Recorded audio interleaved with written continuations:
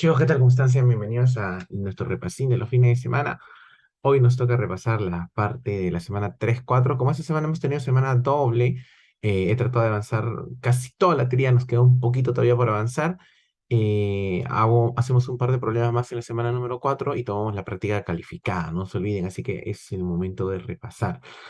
En física hemos tenido temas ultra separados, ¿no? El tema uno casi no tenía nada que ver con el tema 2, el tema 2 con el tema 3 tenía un cachito que ver, y así, pues, ¿no? El tema de la semana número 5 también va a ser un tema nuevo y que no tiene no tiene nada que ver, para ser honesto, con el tema de la semana anterior, ¿no? Que es hidrostática, aquí ya nos salimos de las ondas. En el tema de ondas tiene un poquito que ver con movimiento armónico simple, sobre todo para la parte que son periódicas, ¿no? Igual que un movimiento armónico simple.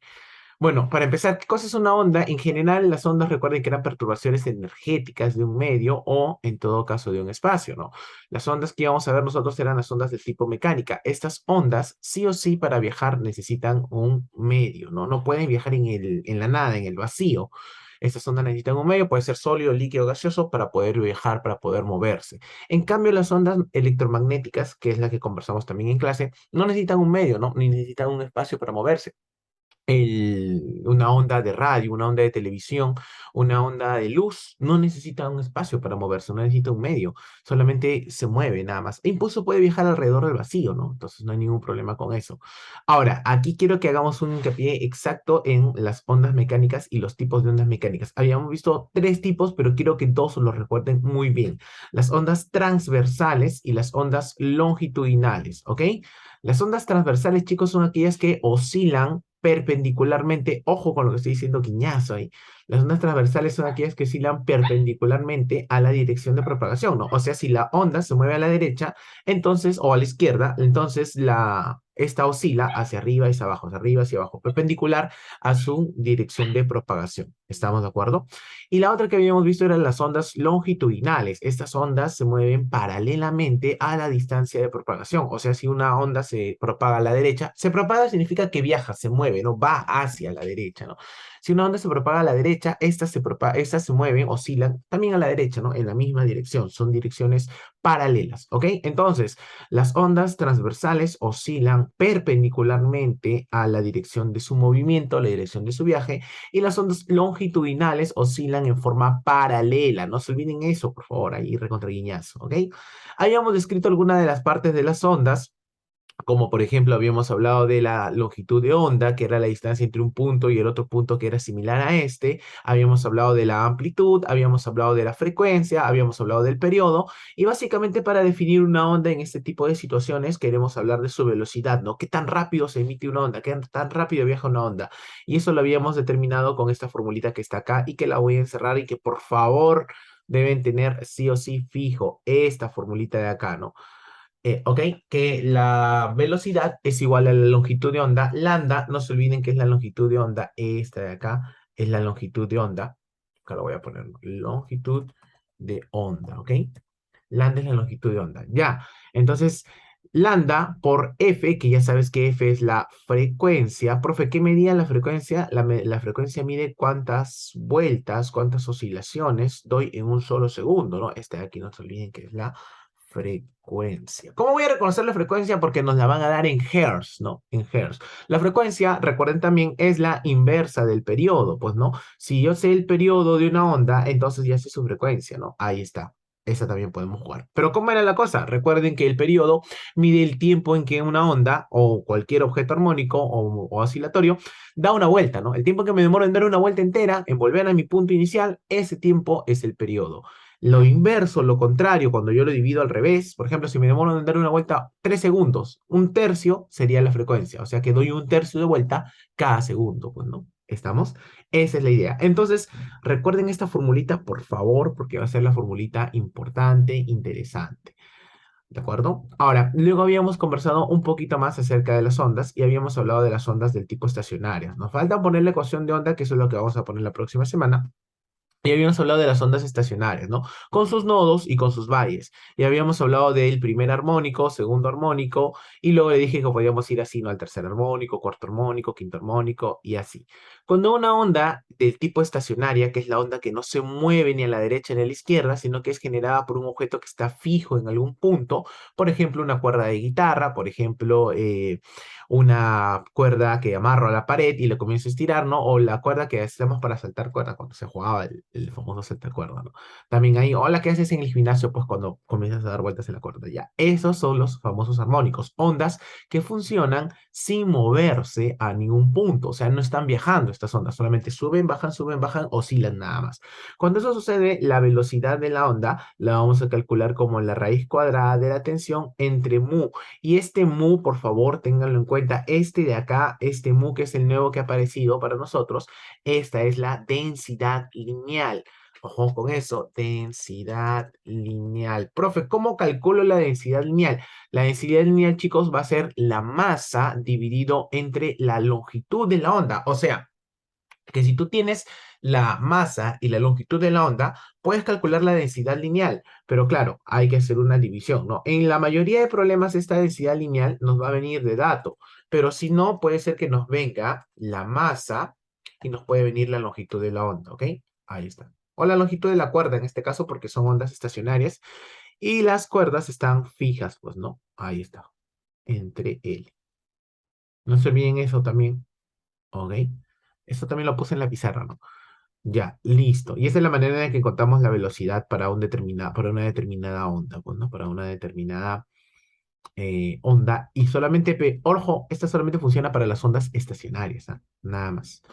Ya, quiero resolver un par de problemitas interesantes para los que vamos a utilizar dentro de nuestro ETI. Y eso es lo que quiero que tengamos en cuenta. Mm, mm, mm, mm, mm, mm, mm, mm.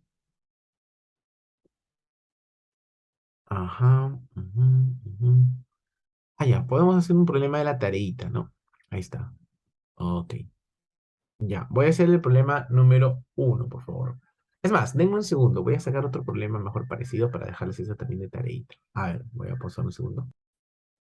Ok, voy a poner un problemita para que lo trabajemos, ¿ya? Vámonos al Miro. Aquí a la pizarrita del Miro.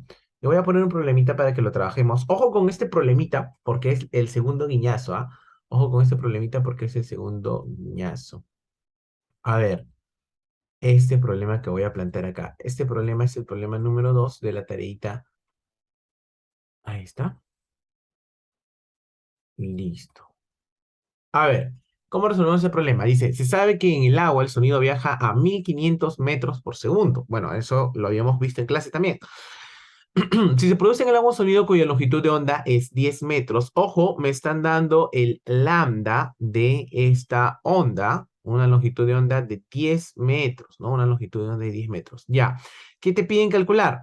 Te piden calcular la frecuencia, ¿no? Nos piden calcular la frecuencia. ¿Estamos de acuerdo? Sí. Ya, revisen también el primer problema que hicimos de el librito en clase. Ok, guiñazo, ¿ah? A ver, vamos. ¿Cómo calculamos la velocidad? Con nuestra fórmula, velocidad es igual a la longitud de onda multiplicado por la frecuencia, ¿sí o no? En este caso, la velocidad del problema nos datea que es 1500 metros por segundo. La longitud de onda del problema nos datea también que es 10 y nos quedaría encontrar la frecuencia. Ya pues, la frecuencia sería 1500 entre 10, o sea, 150 sería nuestra frecuencia. No te olvides que la frecuencia está en los famosos Hertz, ¿no? Hertz es la unidad de la frecuencia. Aquí sale la A. Voy a hacer el problema número uno también del libro. Este problema lo hicimos en clase, pero igual lo voy a volver a resolver. Ahora con este sí un guiñazo terrible, ¿ah? O sea, este es un guiñazo, ultra guiñazo, ¿ah? Porque es tal cual. A ver, ultra guiñazo acá. Se sabe que en el agua el sonido viaja a una velocidad de 1500. Sí, claro, eso ya nos lo dijeron arriba, ¿no?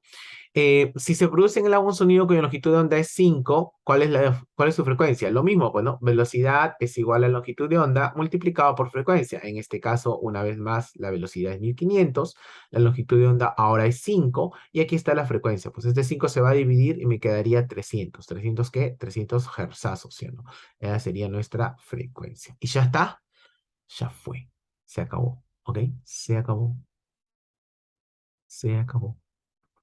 Ya, de la tarea que les voy a dejar, quiero que en la tarea de física me hagan el problema número uno, me hagan el problema número 3 y me hagan el problema número 5. 1, 3 y 5, ¿de acuerdo? Entonces lo voy a apuntar yo acá, de todas formas mis delegados apuntando cuáles son los problemas que he dejado. Entonces en física va a ser 1, 3 y 5, ¿ok? 1, 3 y 5. O sea, son problemas salteaditos, ¿no? Son problemas salteaditos. ¿Ok? Ya, listo. 1, 3 y 5. Entonces, chicos, ya, cerramos eso física.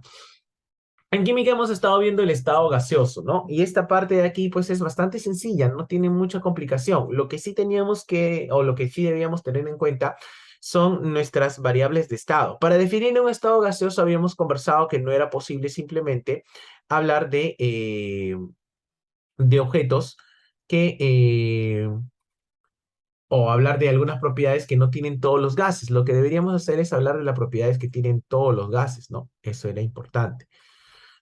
Y ahora, ¿cómo definíamos un gas? A través de tres variables importantes, que eran llamadas, conocidas, nuestras variables de estado. A ver, un segundo. Entonces, como les decía, estas variables de estado van a definir la forma en la que nosotros entendemos un gas. Pero recuerden, como les dije en clase, existen propiedades que habíamos visto nosotros cuando tratamos de estados de agregación de la materia, ¿no? Por ejemplo, una propiedad de los gases es la expansibilidad. ¿Qué cosa es eso? Que los gases pueden expandirse, pues no. La compresibilidad significa que los gases se pueden comprimir. Expansibilidad simplemente que agranda su volumen. Todos hemos visto que cuando sale una bomba lacrimógena, esta comienza a expandirse, crece, ¿no? Aumenta. ¿Por qué? Porque los gases tienen esa propiedad, ¿no? De expansibilidad. También los puedo comprimir, ¿no? El gas dentro de la gaseosa, pues, dentro de la botella de gaseosa, está comprimido. Si yo lo agito un poquito, ya me doy cuenta que el gas quiere salir, aprieta la gaseosa, pues, ¿no? Ah, ya, entonces está comprimido el gas dentro de la botella de gaseosa. Pues. Compresibilidad es otra de las propiedades de los gases. ¿De acuerdo? ¿Qué cosas o qué propiedades no tienen los gases, por ejemplo? Los gases podrían ser, como les dije en clase, dúctiles. ¿Ductibilidad es una propiedad de los gases? No, ¿cierto? La ductibilidad, recuerden que es el poder hacer los hilitos, ¿no? ¿Yo puedes hacer un hilo de gas? No, pues no puedes hacer un hilo de gas. En cambio, un hilo de metal sí puedes hacerlo, ¿no? Un hilo de hierro o hilos de cobre, que son los alambres que conocemos nosotros, ¿no? Y que tenemos en nuestras computadoras y que trabajan llevando electricidad de un lado a otro. La maleabilidad puede ser una propiedad de los gases, tampoco, porque los gases no se pueden hacer láminas. Recuerden que la maleabilidad es la propiedad por la cual algunas partes de la materia se pueden hacer láminas, ¿no? Entonces la maleabilidad de los gases no funciona. ¿Qué cosa sí funciona? La difusión, por ejemplo, es cuando todo gas puede difundirse, ¿no? Se traslada a través de un gas o de un líquido, ¿no? Así es cuando alguien se pone perfume, no tiene que venir hasta tu cara para que tú sientas el olor, ¿no? Alguien se pone perfume al fondo del salón y el perfume viaja, ¿no? Ya, esa es la difusión. La efusión es que los gases buscan los pequeños espacios para salir, ¿no? No se olviden de eso. Por ejemplo, eso es lo que hablábamos de los globitos, ¿no? En un cumpleaños, tú nunca guardas las cosas el mismo día del cumpleaños. Al día siguiente vienes a desarmar todo y encuentras que el globo está bien chiquito. ¿Por qué? Porque hay efusión. Pues. Ya, y ahora sí vamos con los parámetros de estado que son la presión, temperatura y volumen, chicos. ¿Ok? A ver, ¿en qué medíamos la presión? La presión la medíamos en atmósferas o en milímetros de mercurio. Y era importante que lo tengamos claro porque el valor de R en el pavo ratón va a depender de nuestro valor de la presión. A ver, aquí está. Si el valor de la presión está en atmósferas, entonces R es 0,082. Si el valor de la presión está en milímetros de mercurio, entonces el valor de R es 62,4. Esta de aquí de kilopascal no la utilicen porque no la vamos a usar, no la vean. Lo que sí quiero que se aprendan es 0,082 y 62,4. Profe, ¿cuándo voy a determinar eso? Repito, el primero es para cuando la presión esté en atmósferas y el segundo es para cuando la presión esté en milímetros de mercurio. ¿Ok? No se olviden esas situaciones, esos problemitas. Ahora, todo lo voy a basar en pavo ratonear. Voy a pavo ratonear todo, todo, pero tengan en cuenta dos cosas. Número uno, que tengo que tener muy en claro cuál es mi presión. Número dos, que debo tener muy en claro cuál es la cantidad de atmósferas o milímetros de mercurio para poder determinar el valor de N, perdón, de R, ¿no? Entonces tengan en cuenta ese tipo de cositas. A ver, voy a resolver un par de problemitas por acá. Ok. Déjenme ver más o menos qué tipo de problemas, porque algunos de estos problemas ya los hemos resuelto en la clase, pero quiero ver más o menos cuáles. A ver, un problema así que puede ser como para el guiñazo, podría ser el problema número uno, que ya hemos resuelto en clase, aunque no creo que sería la voz. Voy a resolver el problema número 5, ¿ok? Ya, uy, a ver, permítame copiarlo. Ahí está. Vamos para la pizarrita. ¿Está la pizarrita? Acá está. Ya, borro aquí.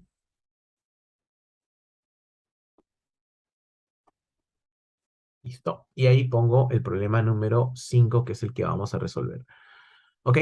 En el pavo ratón ya sabes que se trata primero de recabar, recopilar los datos, ¿no? Pavo ratón, ¿no? Ratón, ratonazo. A ver, determina la masa del oxígeno sabiendo que ocupa 10 litros. Volumen. Volumen, chicos, es 10 litros. Cerrado. A una presión de 1140 milímetros de mercurio. Ojo que me han dado la presión en milímetros de mercurio con 1400 milímetros, no, 1140 milímetros de mercurio. ¿Y eso por qué es importante, profe? Porque si la presión está en milímetros de mercurio, yo puedo determinar también R. Recuerda que si la presión está en milímetros de mercurio, el valor de R es 62,4, ¿no? Si la presión hubiera estado en atmósfera y no en milímetros de mercurio, entonces el valor de R hubiera sido 0,082. ¿Ok?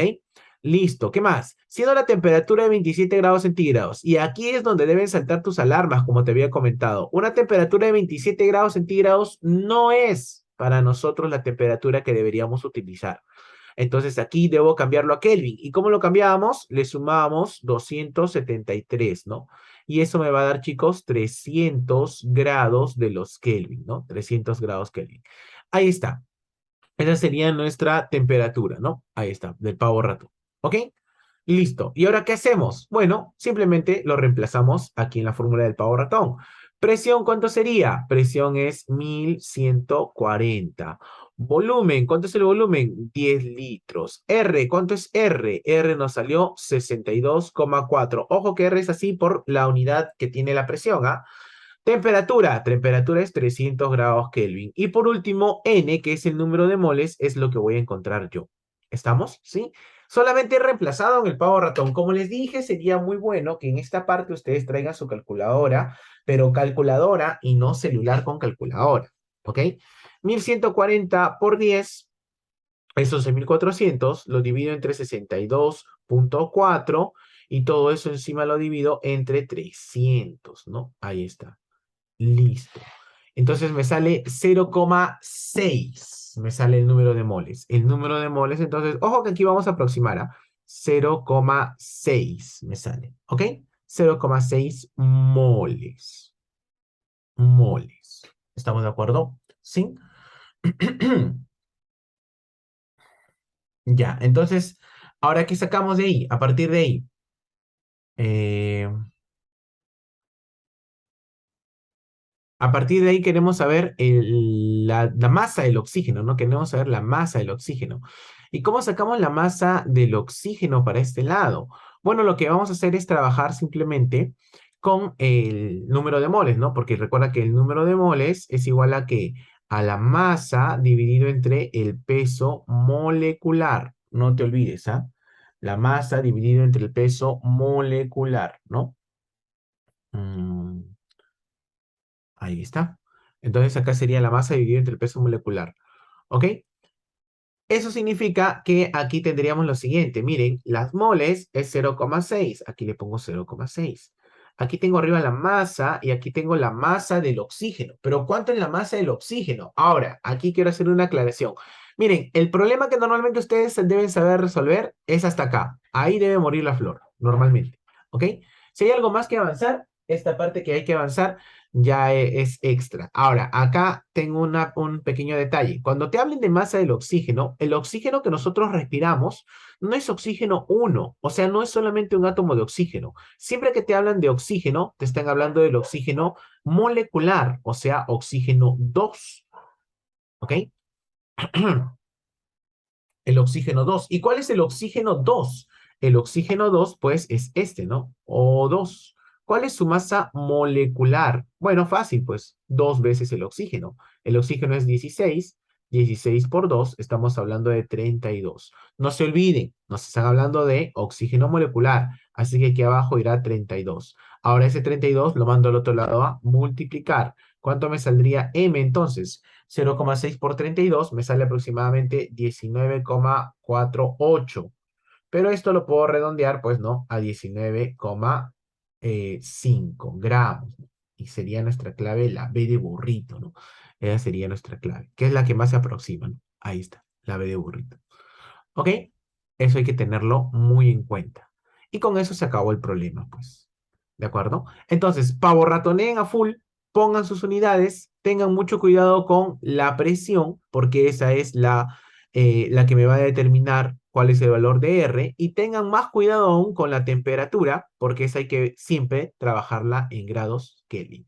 De la tarea, de la tarea, quiero que hagan el problema, quiero que hagan el problema número uno, el problema número 3 y el problema número 7. Uno, 3 y 7, ¿de acuerdo? Uno, 3 y 7. Problema uno, 3 y 7.